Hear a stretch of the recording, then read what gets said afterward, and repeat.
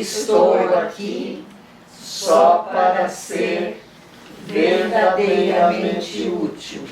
Eu estou aqui para representar aquele que me enviou. Eu não tenho que me preocupar com o que dizer ou o que fazer, porque aquele que me enviou me dirigirá. Eu estou contente em estar aonde quer que ele deseje, sabendo que ele vai comigo. Eu serei curada na medida em que eu permitir que ele me ensine a curar. Escuridão à luz. De fato, necessita de consolo, pois ele não sabe o que faz, acreditando que a sua vontade não lhe pertence.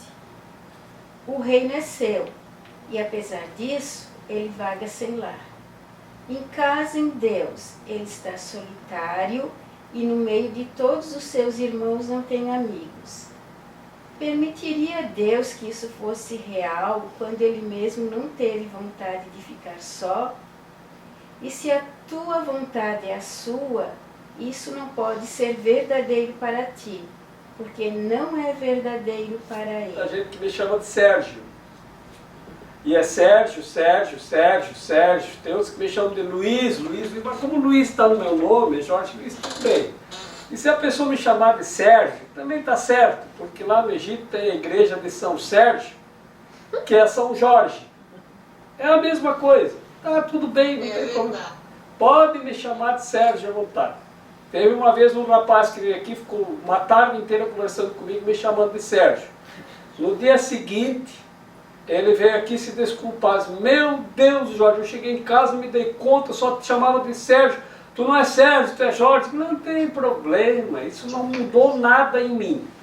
Pode me chamar com o nome que quiser, isso não altera o que eu sou realmente. Tá bom. Aí teve uma moça uma vez que também andava aqui fazendo curso, e ela me chamava de Sérgio. E Sérgio, e depois mandava WhatsApp para tirar dúvidas. Sérgio, Sérgio, Sérgio, Sérgio. Foi assim meses me chamando de Sérgio. Aí um dia, não sei porque, ela me chamou de Jorge. Mas quando ela se deu conta, ela mandou pedir 1000 desculpas. Ah, eu troquei o teu nome, eu te chamei de Jorge. Eu digo, não, mas Jorge é o meu nome. Quer dizer que quando eu te chamava de Sérgio, não, Sérgio, eu não sei quem é.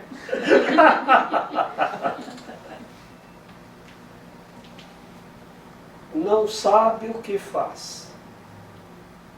Eles não sabem o que fazem, né? Então perdoa, Pai, porque eles não sabem o que fazem. A gente não sabe o que faz mesmo. A gente vaga por aí, as pessoas vagam sem saber o que estão fazendo. O reino é seu e ele vaga sem lar. É outra vez uma referência ao filho pródigo, né? Que não volta para casa. É o reino é seu. E como dizia um amigo padre, bateu a cabeça e não tomou gardenal. Está perdido, não sabe quem é, não sabe o que está fazendo. É mais ou menos assim. E é o que acontece quando não estamos com a nossa mente na mente de Deus. A gente anda de um lado para o outro, corre, corre, corre, não sabe o que quer e não sabe o que faz. E aí nós saímos desesperados em busca de alguma coisa lá fora. Lá fora é onde nós julgamos que estamos. Lá fora, então nós temos que buscar alguma coisa lá fora para substituir o reino, que é nosso, uma vez que nós acreditamos que estamos fora. E é isso que eu não sabe o que faz. Se tu soubesse,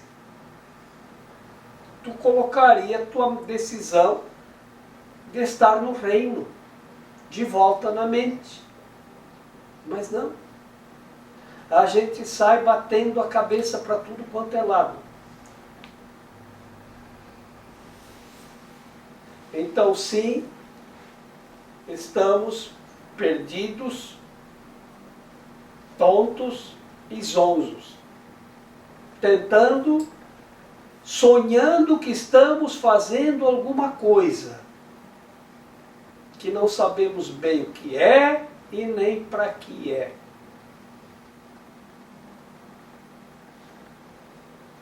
Aí ontem veio uma pessoa aqui, disse que estava doida para morrer porque não aguentava mais esse mundo. Ai, quando será que eu vou morrer? Eu disse, meu Deus, quando eu tinha 17, 15 anos, disse, ai, quando será que eu vou fazer 18? Para poder dirigir, para poder fazer não sei o quê, para poder aproveitar a vida. Né? Agora vai assim, nesse ritmo. Teve um outro que passou aqui que disse que não está pagando imposto da casa dele mais há bastante tempo, não paga mais nada de IPTU. Mas aí o teu imóvel pode ir a leilão, né? Eles não vão botar a leilão?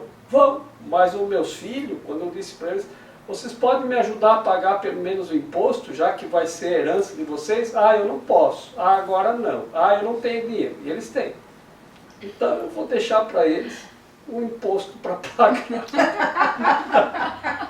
Eu vou morar na casa, não pago mais imposto nenhum e vou aproveitar esse dinheiro, que o imposto é bem alto, ele disse, deve ser uma casa grande, né?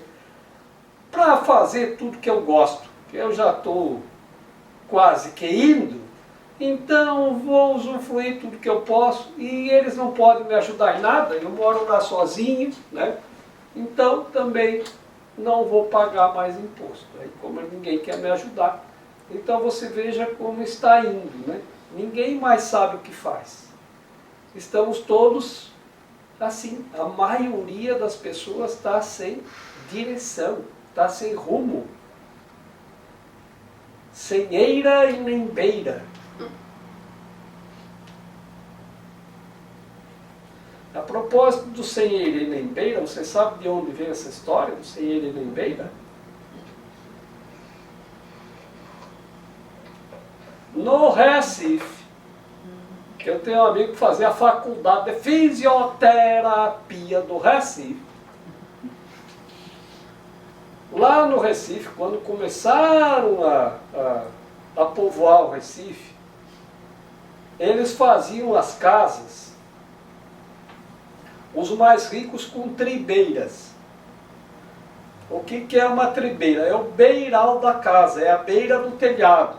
Então, eles faziam o telhado assim, e mais um outro, e mais um outro lá em cima. Então isso era com tribeira. Quando um rapaz se interessava por uma moça se interessava por um rapaz, eles tinham que saber aonde a pessoa morava. Porque eu não vou começar um namoro com alguém sem eira e nem beira. Porque era um status, era sinal de posses. Quanto mais beiras, mais status, mais riquezas tinha a família. Como naquele tempo tinha os portões, né, de acesso à casa, mas não tinha chave, aquilo era tudo, tinha uma tramela, qualquer um entrava. Então quando uma pessoa começava um relacionamento, depois, sabendo que havia uma grande possibilidade de estar sendo seguido ou seguida, as pessoas se dirigiam lá para o lado das casas onde havia tribeiras e entravam sorrateiramente no portão e ficavam escondidos no portão do lado de dentro por um bom tempo. Para outra pessoa pensar que estavam namorando com alguém de tribeira. Porque ninguém queria alguém sem eira e nem beira. E estamos nós aqui, sem eira e nem beira, sem rumo, tentando acreditar numa história do é o destino, é o karma, é assim que tem que ser, e não é nada disso. É assim, tudo isso é assim que não precisa ser. É por isso que diz, é o sonho. Não sabe o que está fazendo. E não desperta para se dar conta que é herdeiro do reino. Se soubéssemos não andaríamos por aí sem ele, nem beira, sem rumo, sem destino, sem saber o que estamos fazendo. E é uma análise. Eu sei o que eu estou fazendo aqui? O que eu estou fazendo? Qual o propósito do que eu estou fazendo? As coisas têm que ter um propósito. Se não tem propósito real, não tem. O que não é real é desproposital. Então, se o teu propósito não está no que é real, é desproposital, e você não sabe o que está fazendo. Tem que rever o teu propósito. Se a minha vontade é a vontade de Deus, seja feita a vossa vontade, assim na terra como no céu. Nesse sentido, tá? Então, isso não pode ser verdadeiro para mim, essa coisa desvairada, sem rumo, sem beira nem eira, porque não é verdade para Deus. Não, porque eu estava raciocinando assim, que a verdade de Deus é a minha. Então a minha é igual a de Deus. Por isso que eu não tinha entendido. Tá claro. É porque das leis do caos é que cada um tem a sua verdade, né? É a primeira lei do caos. Cada um tem sua própria verdade. Né? Então é isso que forma o caótico. Então eu tenho uma crença e acredito que aquilo é verdade. Então eu acredito que isso é verdadeiro. E aí a questão é, você não sabe o que faz. Então avalia. Se isso é verdade para Deus, e não é a verdade para ti, não é igual a do Pai, então você não sabe o que está fazendo. A vontade é igual. Fora disso, é o despropósito. Eu estou falando uma coisa, uma pessoa, pessoalmente, não é na rede social, é pessoalmente, você está assim. E daí a pessoa entende outra, às vezes totalmente oposta, né? E aí, quanto mais eu tento me explicar, mais eu me enrolo. Todos imersos numa grande confusão só na matéria, né? Ou primeira matéria para depois o reino, essa coisa toda. As palavras não foram feitas para comunicar. Elas mais bloqueiam a comunicação do que comunicam. Ok, tá. Então você já tentou a linguagem das mãos? Ai, não sei. Nesse caso, faz assim com as mãos, fecha os punhos. Eu já tentei. Sai socando. Eu já tentei a do silêncio, que é tu não falar nada. Tu ficar assim muda e deixar todo mundo se degladiar e aquele que vencer, venceu. E deu... Eu apoio. Porque, cara, tá todo mundo falando a mesma coisa, a favor da mesma ideia. A favor da mesma ideia. Só que o jeito que um fala, parece que cada um tá contra o outro. O ego não tem solução. Os egos podem se entrechocar com um grande estrondo.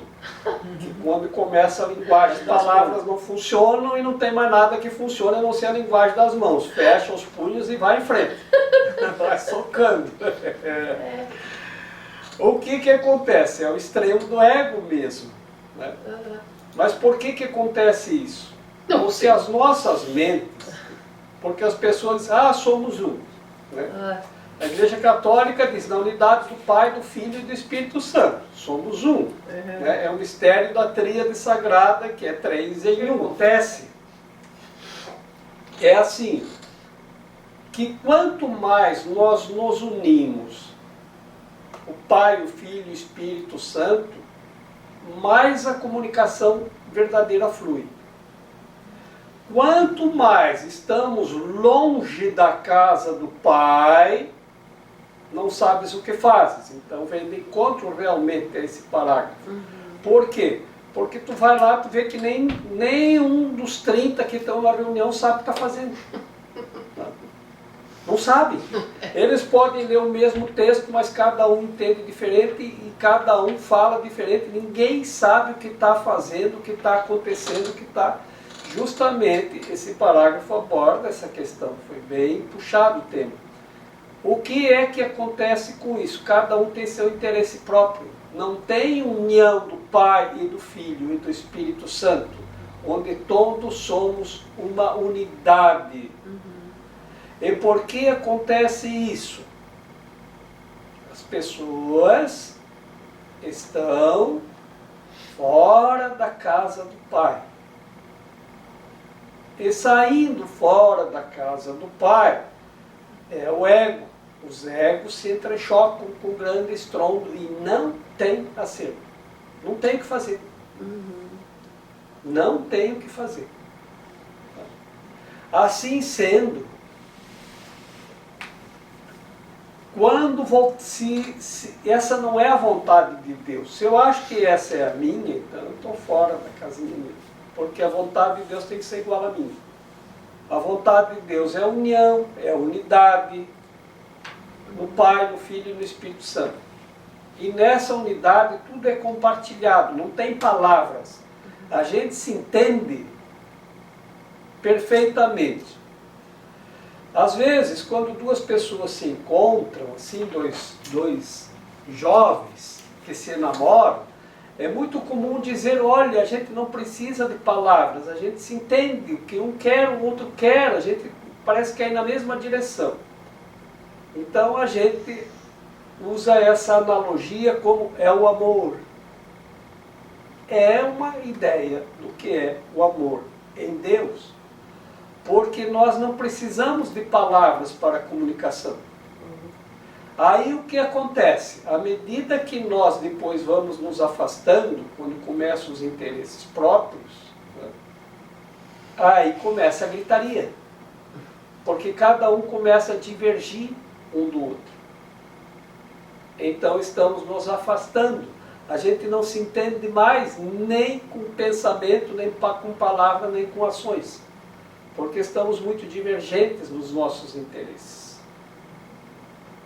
E isso é uma equação matemática, né? Porque o relacionamento começa com a soma dos sentimentos, passa para a subtração das liberdades, passa para depois a multiplicação dos conflitos e termina com a divisão dos bens. Né? Então, se nós não soubermos administrar isso, vai culminar na divisão dos bens, porque a soma dos sentimentos já foi, à medida que começa a subtração da liberdade e a multiplicação dos conflitos. Assim, a comunicação realmente, ela se esvai, porque as pessoas estão longe de Deus. E a comunicação acontece quanto mais próximo de Deus nós estamos, mais nós conseguimos nos comunicar.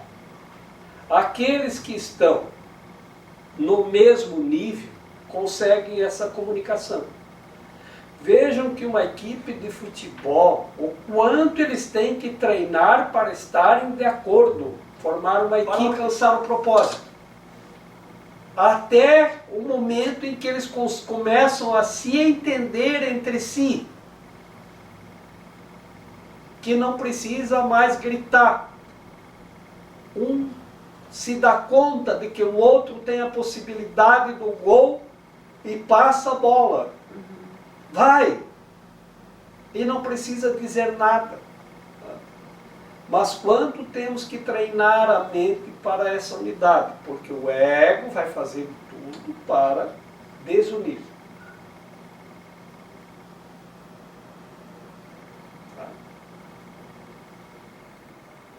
Aqui, quando estamos juntos, a gente consegue, algumas vezes, unir a nossa mente num ponto em comum, não em todos. À medida que nós vamos trabalhando, nós vamos unindo nossas mentes em alguma coisa. Isso é assim para todos. Então vamos unificando nossas mentes, cada vez mais nós vamos nos comunicando melhor. Mas se sairmos e tentarmos levar isso lá fora, as pessoas não vão entender. Não vão entender. Estamos trabalhando aqui com uma questão assim eu e meu pai somos um contigo, que é a lei universal, que isso é o universo, um verso único. Né? E recebemos um incentivo para usar isso, sempre que surgir a ocasião. E aí num grupinho de WhatsApp que eu estou lá, alguém mandou um Pai Nosso, assim todo cheio de comentários, né? Pai Nosso. E aí eu disse, olha, eu acho que eu vou fazer o meu exercício. Eu falei assim, lindíssimo esse Pai Nosso comentado, assim, né? Pai Nosso que estás no céu. Vem bem com o trabalho que eu estou fazendo num curso que eu faço, né? Que lá a gente aprendeu assim, que o Pai é nosso, né? Então é o Pai, é meu, é teu e é de todos, sem exceção. Então se Deus é Pai de todos, sem exceção, então Ele é meu Pai. Então Pai e Filho tem que ser a mesma coisa, tal Pai, tal Filho. Então eu e meu Pai somos um. E como tu é meu irmão, então somos um. Mas não excluímos você. Então, eu e meu Pai somos um contigo. Aí a pessoa colocou, Jorge, eu não sei que eu estou fumando, mas está muito esquisito, não entendi nada. Parece tão simples entre nós. E aí tu leva para um ambiente externo e parece muito estranho. Mas quando surge uma coisa tipo assim, Pai nosso que estás no céu, e aí as pessoas fazem os comentários do tipo todo floreado, fica todo bonito, então o Pai Nosso que está no céu, isso e aquilo, mas eles trazem isso para o nível da terra, não levam a terra para o nível do céu, eles trazem tudo para o nível da terra e fazem um discurso lindo, e todo mundo acha lindíssimo, que lindo, que maravilhoso, aquela voz assim, melosa e melodiosa, os passarinhos cantando no fundo, né? Que coisa linda! É uma declamação, mas não tira a pessoa do estado em que ela está. Não há um despertar para a pessoa entender o que é o Pai Nosso. E às vezes até dispersa. Porque é muito linda a oração do Pai Nosso. E ela está perfeita do jeito que foi construída. Mas a gente tem que melhorar aquilo que é perfeito. Então, para tentar uma comunicação, mas dificilmente a gente vai conseguir melhorar o que é perfeito. Já perfeito é, a gente tem que entender ali, né? Então tem que reduzir e não multiplicar as palavras, porque quanto mais palavras no texto, mais difícil da pessoa conseguir sintetizar aquilo. Então se tu conseguir sintetizar, e essa é uma fórmula muito boa, porque tenho dito aqui no Egito tinha 42 vou chamar primeiro de leis, que lá eram chamados de confissões negativas, mas equivalente, vamos dizer assim, às leis, né? Que cada pessoa deveria observar para si mesmo, não que alguém tenha legislado que fosse receber alguma punição. Era uma orientação sobre leis que cada um deveria orientar para si mesmo. Dali Moisés tirou 10, e aí sim chamou de mandamentos. E quando perguntaram a Jesus, ele não disse nem A, nem B, nem C, disse apenas, siga apenas esta, amar a Deus sobre todas as coisas e o próximo como a ti mesmo. Então reduz. Mas aí é difícil, a nossa mente não aceita. Tem que escrever 2 livros a respeito. Assim a gente tem que tirar todas as palavras que realmente não tem sentido no texto. E é por isso que eu tenho dito que eu já li muitos livros de romances. Eu gostava de romances. Eu lia aqueles romances policiais, aqueles romances tipo Harold Robbins, Eu lia muito. Depois que eu conheci o Curso em Milagres, qualquer outra leitura, eu começo a tirar palavras, frases, parágrafos. Não serve para nada no texto. Porque não tem conteúdo. E no Curso em Milagres não tem uma palavra. Essa palavra pode retirar do texto. É uma obra-prima na minha maneira de perceber. Porque todas as palavras, e nós não temos tantas letras no nosso alfabeto para formar tantas palavras que a gente possa dizer, essa aqui pode tirar porque eu não sei o que ela está fazendo aqui, não tem necessidade, você pode suprimi-la. Esse curso não tem. Não tem palavras. Às vezes tem, acredito que alguma coisa que escapou da tradução, que traduzir é muito difícil também, né, para traduzir o sentido. Então tem palavras que nós temos que no inglês não tem e vice-versa, não sei como é, então tem que achar a palavra para ser fiel ao sentido, para não se perder o sentido. Talvez gere alguma dificuldade de interpretação, mas demais isso é raro e está praticamente perfeito. O que a gente faz aqui? Tenta entender a perfeição e voltar para ela. É isso que nós trabalhamos aqui para entender. Outra coisa bem interessante é que o aprendizado ele surge na mente. Então, não é as palavras que aí estão escritas. Elas não são o aprendizado. Elas induzem e conduzem ao aprendizado que, uma vez havendo a compreensão, surge na mente. Então não é gravar as palavras que estão escritas. Isso não representa aprendizado. Isso representa capacidade de decorar o texto. Não o aprendizado. O aprendizado ele surge na mente decorrente da disponibilidade do aprendiz para compreender. Uma vez que compreende, aprendeu.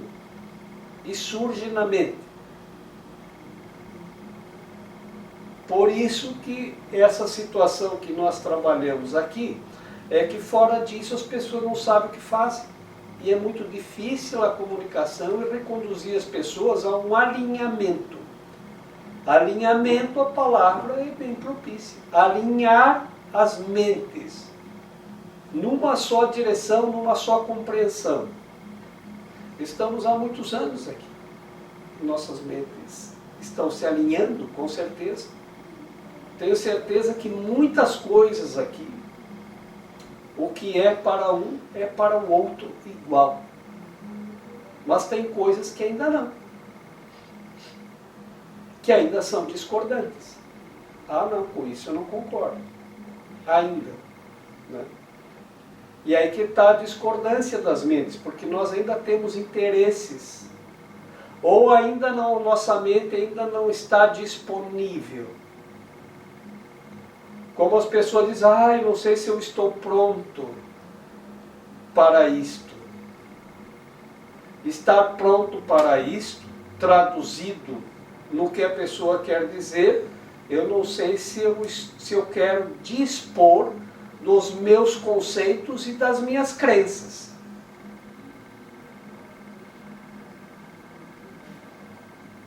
Do meu modo de viver, do meu modo de não pensar. Por isso que há tanto conflito. Se estivéssemos unidos em uma única instituição religiosa, isso seria muito mais fácil. Mesmo que as pessoas fossem, vamos dizer, só numa missa de domingo, todas as pessoas, uma vez por semana, iam compartilhar da mesma coisa, iam comungar. Comungar é exercitar a comunhão. Então é tudo muito simbólico. Comungar é estarmos todos comungando do mesmo pão, do mesmo vinho, da mesma compreensão, do mesmo sermão. no mesmo propósito. Em algum ponto nós formalizamos a união das mentes, então facilita a comunicação e facilita a convivência em comunidade, porque todos desenvolvem valores em comum. Ou comuns. Em comum, não incomuns. Assim, como há uma grande dispersão, há uma grande diversidade de opiniões. E as mentes dispersam desse alinhamento. E aí a comunicação cada vez fica mais difícil. Lembro que quando estava a caminho de Parô, no Butão, encontramos Pema, que é butanesa, no aeroporto de Katmandu, e ela disse: no Butão tem paz. Bom, lá é o rei, que o rei é budista, e tem o lama, que é budista, e os dois governam lado a lado, no mesmo trono, e atrás deles tem um Buda de 30 metros de altura, e do lado do trono real tem 1000 imagens de Buda esculpidas, e do outro lado tem 1000 desenhos de Buda, cada um com uma expressão diferente, uma posição diferente. E é ali que eles determinam. E não tem ninguém no Butão que não seja budista. E o rei é um cargo vitalício e hereditário. E o lama já nasce lama. Não tem votação, não tem competição. E todo mundo que está lá está feliz, está em paz. Porque as mentes estão alinhadas. É isso que tem. Todos andam na mesma direção. Há uma ordenação.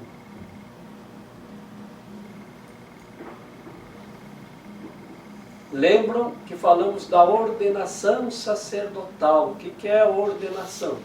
Ordenar os pensamentos. Por que é que há tanto conflito? Porque fora do reino, este filho não sabe o que faz, porque os pensamentos estão totalmente desordenados. Por isso, usando a exemplo da Igreja Católica, existem as ordens e as ordenações. Quando a pessoa entra numa ordem, ele é ordenado sacerdote, ele vai seguir aquela ordem, a qual ele declara obediência.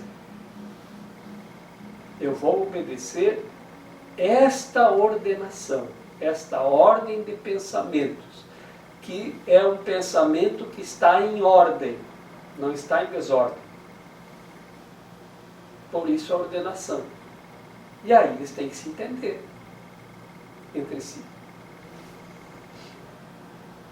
Porque alinham as mentes em torno do pensamento ordenado. Eu estou aqui só para ser verdadeiramente útil. Eu estou aqui para representar aquele que me enviou. Eu não tenho que me preocupar com o que dizer ou o que fazer, porque aquele que me enviou me dirigirá. Eu estou contente em estar aonde quer que ele deseje, sabendo que ele vai comigo. Eu serei curada na medida em que eu permitir que ele me ensine a curar.